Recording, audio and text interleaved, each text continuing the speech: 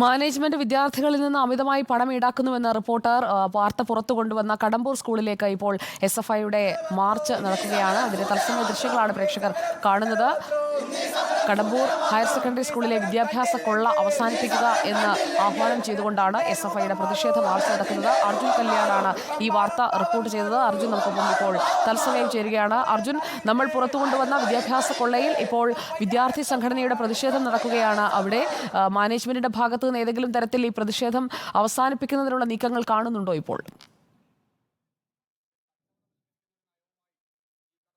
സുജിയ, Kannur Kadambur higher secondary സ്കൂളിലെ management നടത്തുന്ന അനധികൃത ഫീസ് പിരിവ് അവസാനിപ്പിക്കണമെന്നാവശ്യപ്പെട്ടുകൊണ്ടാണ് SFI കടമ്പൂർ സ്കൂളിലേക്ക് മാർച്ച് സംഘടിപ്പിച്ചിട്ടുള്ളത്. പ്രതിഷേധം സ്കൂളിന് മുന്നിൽ വെച്ച് പോലീസ് തടയുകയും ഇവിടെ വെച്ച് മാർച്ചിൽ SFI നേതാക്കൾ ഇപ്പോൾ സംസാരിച്ചു കൊണ്ടിരിക്കുകയുമാണ്. മാനേജ്മെന്റ് പ്രതിനിധികളുമായി സംസാരിച്ച് ഈ ഡിജിറ്റൽ ക്ലാസ് റൂം ഉൾപ്പെടെയുള്ള അതിനുവേണ്ടി പിരിച്ചിട്ടുള്ള പണം ഉൾപ്പെടെ വിദ്യാർത്ഥികൾക്ക് തിരികെ നൽകണം എന്നാണ് SFI ആവശ്യപ്പെട്ടിട്ടുള്ളത്.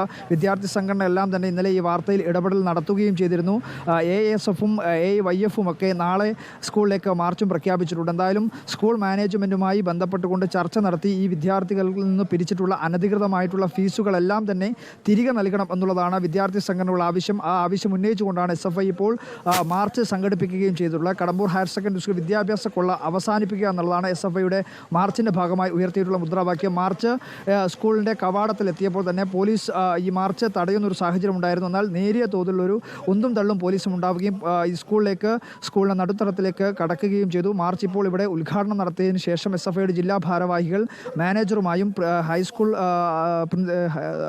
ഹെഡ് മാസ്റ്ററുമായും സംസാരിക്കും. അതിനുശേഷം തീരുമാനമായില്ലെങ്കിൽ തുടർച്ചയായ സമരങ്ങളും പ്രഖ്യാപിക്കുമെന്നാണ് ഇന്നലെ തന്നെ SFI അറിയിച്ചത്. ഈ അനധികൃതമായി പിരിച്ചിട്ടുള്ള ഫീസുകൾ പിൻവലിക്കാതെ അല്ലെങ്കിൽ അത് വിദ്യാർത്ഥികൾക്ക് തിരികെ നൽകാതെ യാതൊരുവിധ പിന്മാറ്റവുമില്ല എന്നുള്ള കാര്യം തന്നെയാണ് SFI പ്രഖ്യാപിക്കുകയും ചെയ്തിട്ടുള്ളത്.